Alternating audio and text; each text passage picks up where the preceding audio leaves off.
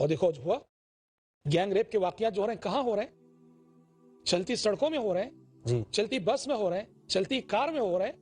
کتنی سچی بات پیارے نبی نے 1400 سال پہلے ارشاد فرمائی. بے شک اور آپ نے فرمایا کہ قیامت کے قریب حالات اتنے بگڑ جائیں گے کہ راستے پر زنا ہوگا کھلے عام, اور اس دور کا سب سے بہتر, اس دور کا سب سے اچھا انسان وہ ہوگا جو اس زنا کرنے والے جوڑے سے کہے گا ذرا سائیڈ میں چلے جائے.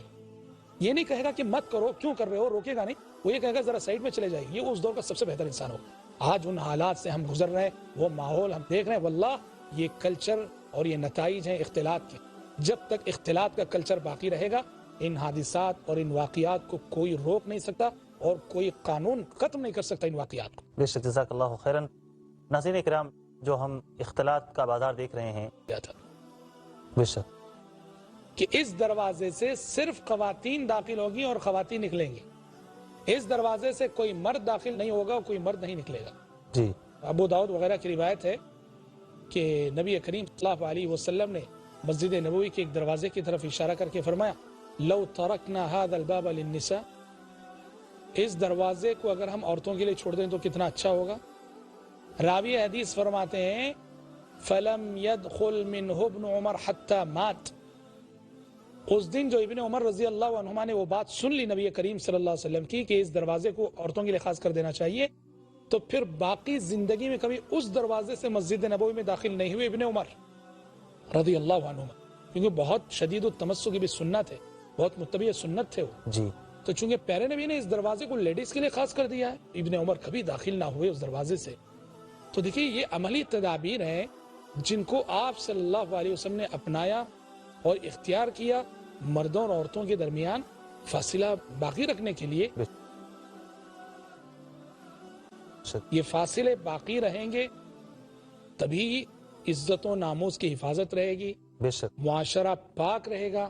یہ فاصلے اگر سمٹ جائیں گے تو پھر معاشرہ بگڑ جائے گا. خصوصاً الحمدللہ جن مساجد میں خواتین آیا جایا کرتی ہیں وہاں خصوصاً اس بات کا خاص خیال رکھنا چاہیے کہ خواتین کا باب الداخلہ الگ ہو اور مردوں کا باب الداخلہ الگ ہو.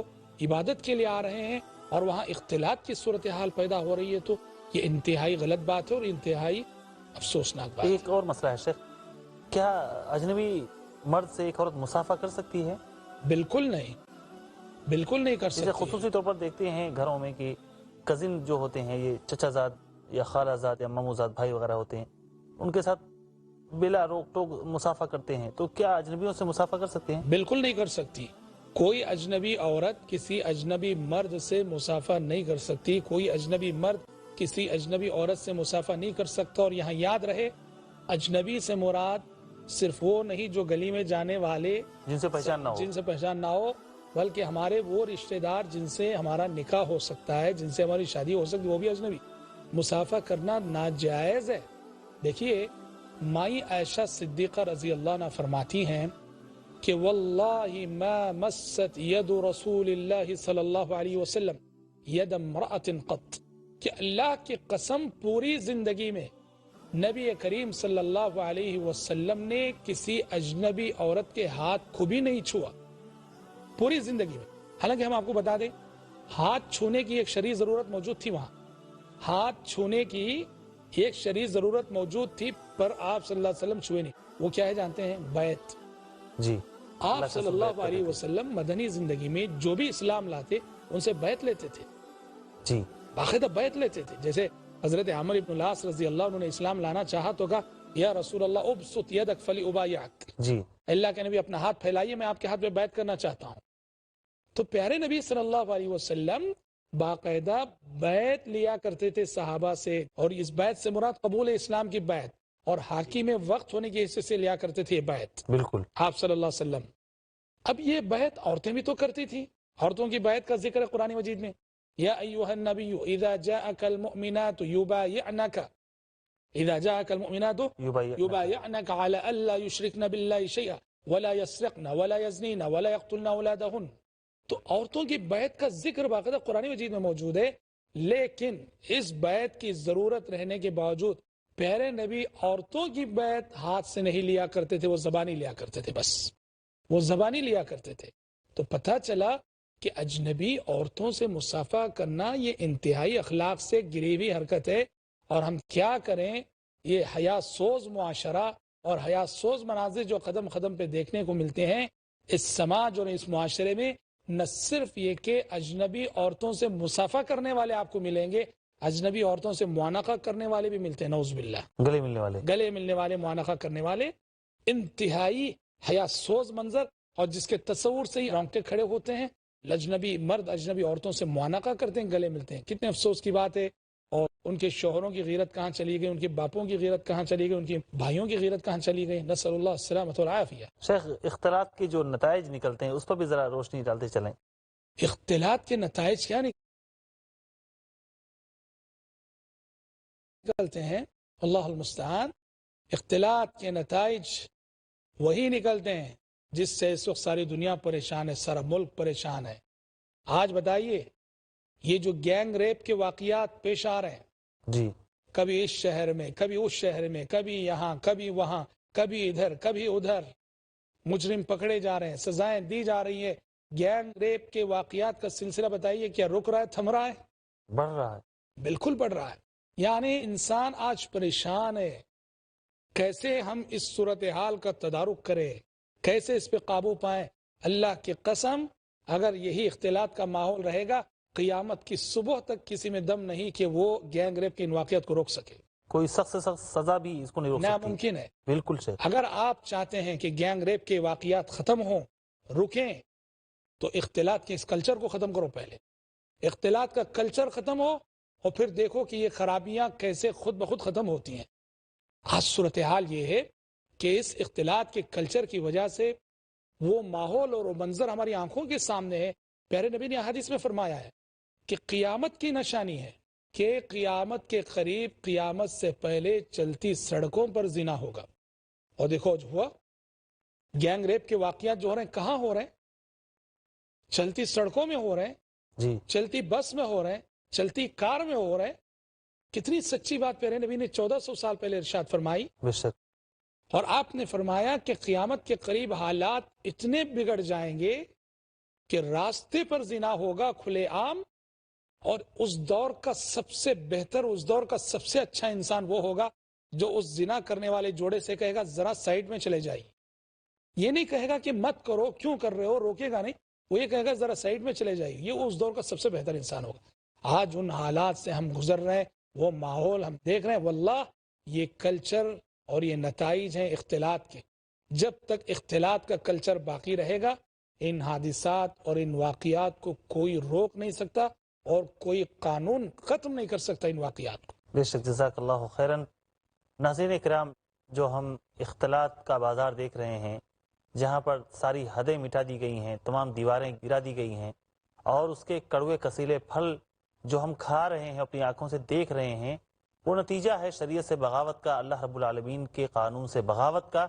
اور انسان جب اپنے رب کے بنائے ہوئے قانون سے باغی بن جاتا ہے تو اسے اسی نتائج کا سامنا کرنا پڑتا ہے جسے دنیا آج دیکھ رہی ہے اور جس سے دنیا آج جوجھ رہی ہے. ضرورت ہے کہ ہم اللہ رب العالمین کے بتائے ہوئے، اپنے خالق کے بتائے ہوئے قانون کو نافذ کریں. اور مرد اور عورت کے لیے اللہ رب العالمین نے جو جگہ بتائی ہے، جو دونوں کا دائرے کار بتایا ہے، اس دائرے کار میں دونوں کو رکھنے کی کوشش کریں. تبھی ہمارا سماج امن کے ساتھ رہ سکے گا، تبھی ہم چین کی زندگی بسر کر سکیں گے. ورنہ ہر روز ہماری زندگی میں مسائل کا اضافہ ہوتا رہے گا. الہ العالمین تو ہمیں توفیق دے کہ ہم تیرے قانون کو نافذ کر سکیں اپنے آپ میں، اپنے گھر میں، اور اپنے سماج اور معاشرے. السلام علیکم ورحمۃ اللہ وبرکاتہ. آج کے اس نئے ایپیسوڈ میں نور قرآن کے آپ سب کا خیر مقدم. اس پروگرام کا مقصد قرآن مجید کی توضیح و تشریح ہے تاکہ قرآن کی روشنی میں ہم اپنی زندگیوں کا جائزہ لیں اور اپنی زندگیوں اور اپنی دنیا کی تعمیر نو کریں. شاعر نے کہا تھا، زمانے کو حیات نو عطا کرنی ہے قرآن سے.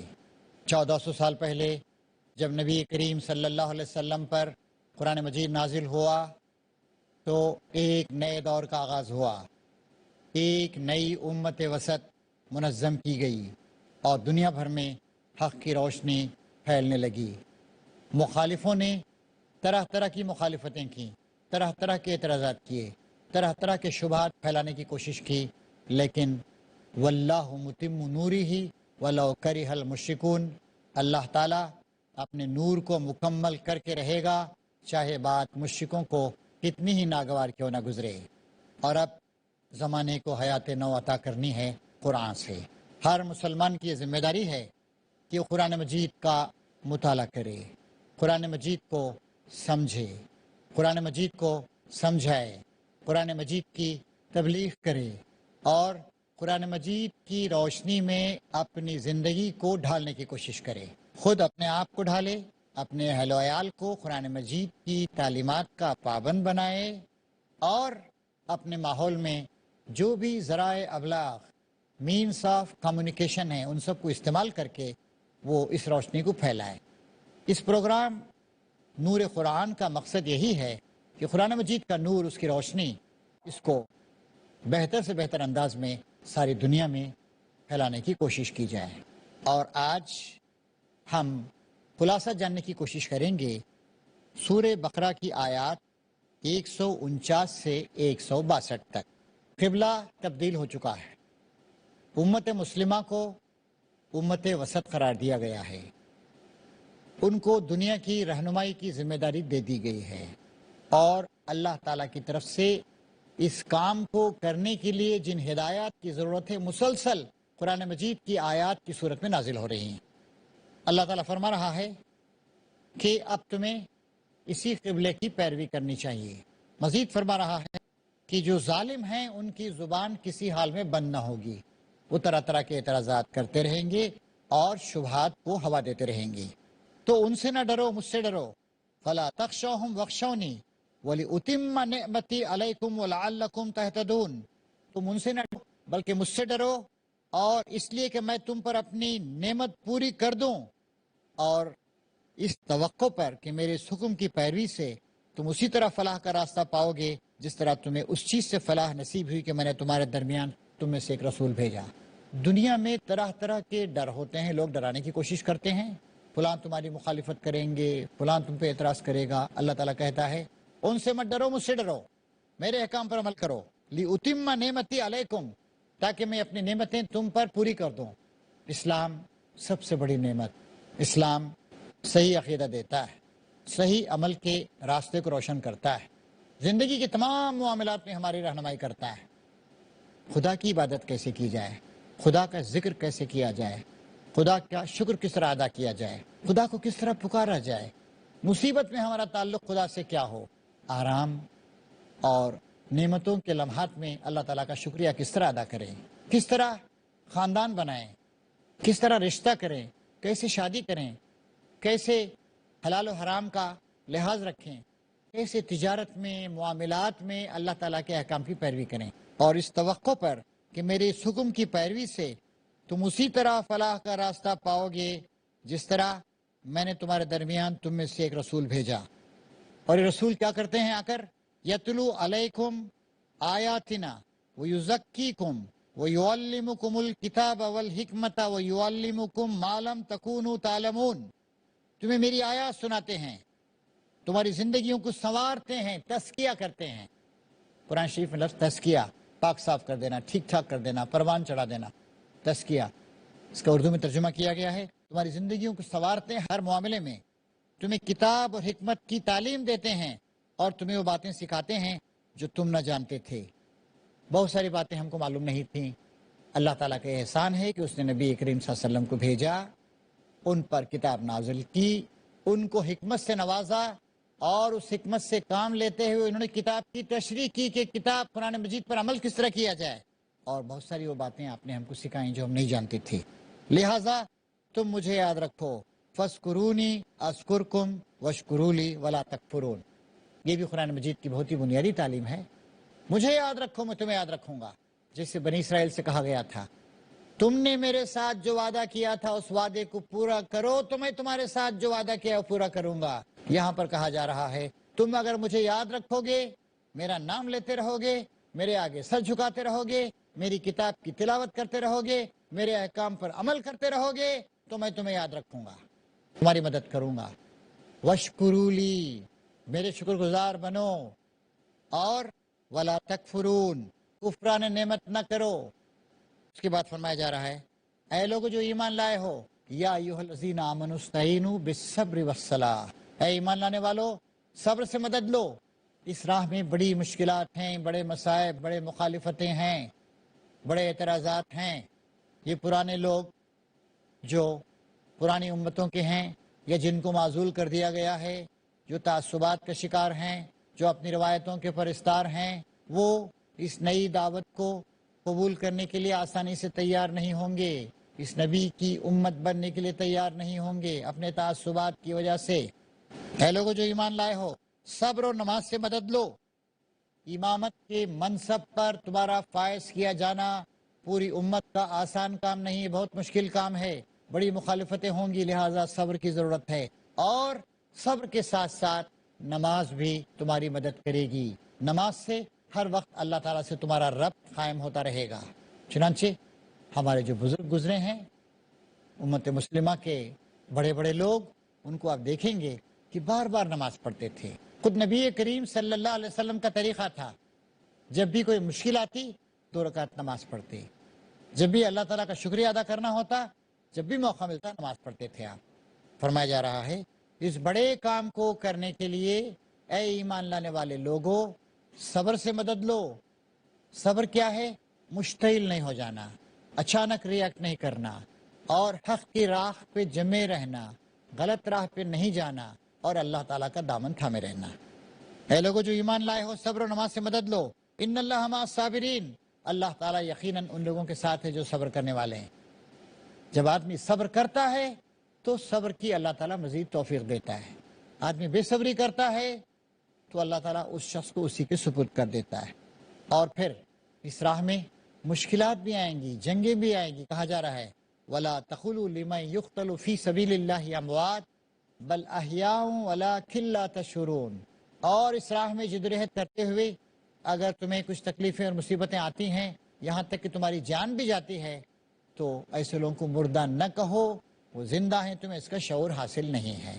اب 2-1 منٹ بریک سے پہلے ہمارے پاس ہیں، اگر اب تک کی باتوں کے بارے میں کوئی سوال ہو تو اس سوال کا انشاءاللہ جواب دیا جائے گا۔ میرا سوال ہے، آپ نے جیسا بتایا کہ رسول کا جو کام ہوتا ہے آیات پڑھتے اور تزکیہ کرتے اور کتاب اور حکمت کی جو باتیں بتاتے، تو یہاں پر جب آیات جو پڑھی جاتی ہے اور یہ جو کتاب اور حکمت سے کیا مراد؟ آیات جو پڑھتا ہے اور تزکیہ بھی کرتے اور پھر کتاب اور حکمت، مطلب یہ 2 چیزیں۔ یتلو علیہم آیاتہ ویزکیہم ویعلمہم الکتاب والحکمہ، کتاب کی تلاوت کی جائے گی اور تلاوت کر کے اس کی تشریح کی جائے گی۔ تلاوت کرنے کے ساتھ ساتھ اس کی تشریح کی جاتی ہے، نبی کریم صلی اللہ علیہ وسلم کا ایک کام۔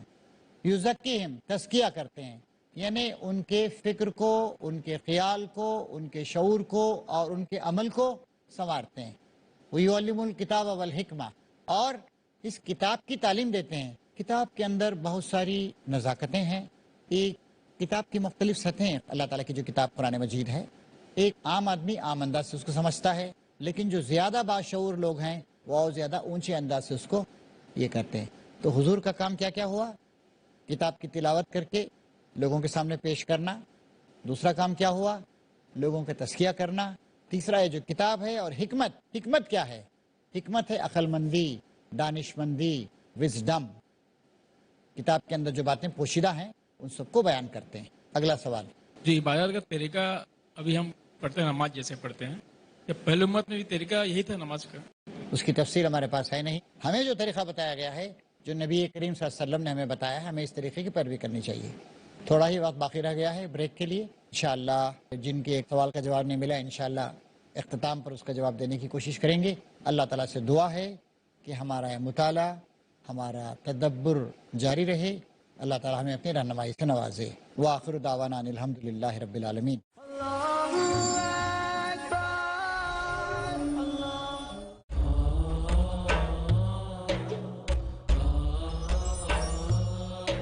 یہ سلسلہ جاری کیا جا رہا ہے۔ بریک کے بعد نبی کریم صلی اللہ علیہ وسلم کی قیادت میں جب ایک نئی امت منظم کی گئی اور اس امت کو بحیثیت مجموعی اجتماعی طور پر یہ ذمہ داری دی گئی کہ وہ دنیا جہان کے لوگوں کے سامنے اسلام کی گواہی دے، اور اس کی علامت کے طور پر قبلہ بھی تبدیل کر دیا گیا۔ اس کے بعد یہ بتایا گیا کہ لوگ، یہ نئی امت کے لوگ صرف اللہ تعالیٰ سے ڈریں، کسی اور سے نہیں ڈریں۔ پھر کہا گیا کہ تم مجھے یاد رکھو تو میں تمہیں یاد رکھوں گا، اور میری شکر گزاری کرتے رہو اور کفران نعمت نہ کرو۔ اس کے بعد بتایا گیا کہ جو لوگ اللہ تعالیٰ کے راستے میں مارے جائیں انہیں مردہ نہ کہو، ایسے لوگ تو حقیقت میں زندہ ہیں مگر تمہیں ان کی زندگی کا شعور نہیں ہوتا۔ راہ حق میں بڑی تکلیفیں اور مصیبتیں برداشت کرنی پڑتی ہیں، جان بھی دینی پڑتی ہے، جان بھی چلی جاتی۔ تیری راہ میں جو فنا ہوئے وہ حیات سرمدی پا گئے۔ ایک بڑے مقصد کے لیے آدمی اپنا آرام قربان کرتا ہے، اپنی آمدنی قربان کرتا ہے، مشکلات اٹھاتا ہے، یہاں تک کہ کبھی کبھی اس کو جان بھی دے دینی پڑتی۔ اور جو لوگ تمہیں دی جا رہی ہیں دنیا کے سامنے پیش کرنا نہیں ہے، خود بھی جاننا ہے، لوگوں کو بھی بتانا ہے۔ جو لوگ چھپاتے ہیں ان پر اللہ کی بھی لعنت ہے، تمام لعنت کرنے والوں کی بھی لعنت۔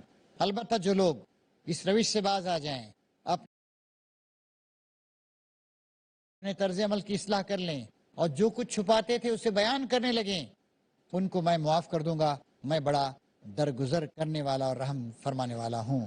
وَأَنَا التَّوَّابُ الرَّحِيمُ۔ جن لوگوں نے کفر کا رویہ اختیار کیا اور کفری کی حالت میں جان دے دی۔ کفر کیا ہے؟ کفر یہ ہے کہ آدمی اللہ تعالیٰ کو اللہ تعالیٰ نہ تسلیم کرے۔ کفر یہ ہے کہ اللہ تعالیٰ کو مانے لیکن اللہ تعالیٰ کے قانون کو نہ مانے۔ کفر یہ ہے کہ یہ بات تو مان لے کہ اللہ تعالیٰ کی ہدایت پہ چلنا چاہیے لیکن عملاً اس ہدایت پر نہ چلے۔ کفر یہ بھی ہے کہ پیغمبروں کے درمیان تفریق کرے، کسی کو مانے کسی کو نہیں مانے۔ کفر یہ بھی ہے کہ پیغمبروں نے خدا کی طرف سے عقائد، اخلاق اور دنیا کے لیے جو قوانین دیے ہیں ان کو رد کر دے یا ان پر عمل نہ کرے۔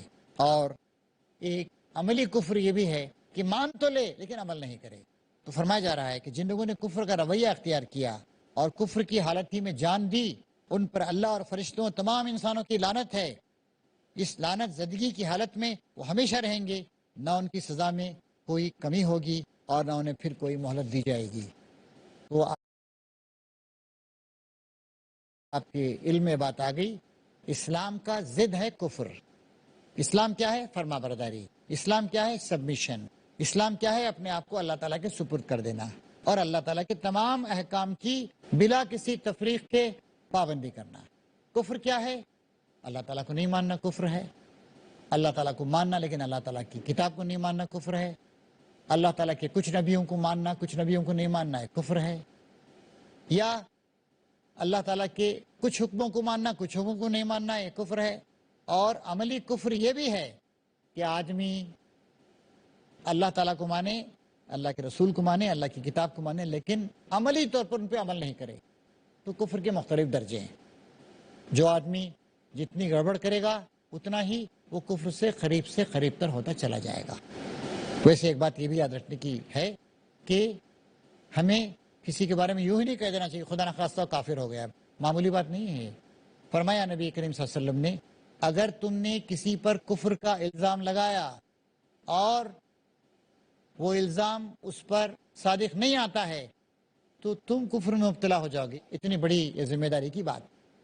پھر اس بات کو یاد رکھیے، جن لوگوں نے کفر کا رویہ اختیار کیا، کفری کی حالت میں جان دی، ان پر اللہ اور فرشتوں اور تمام انسانوں کی لعنت ہے۔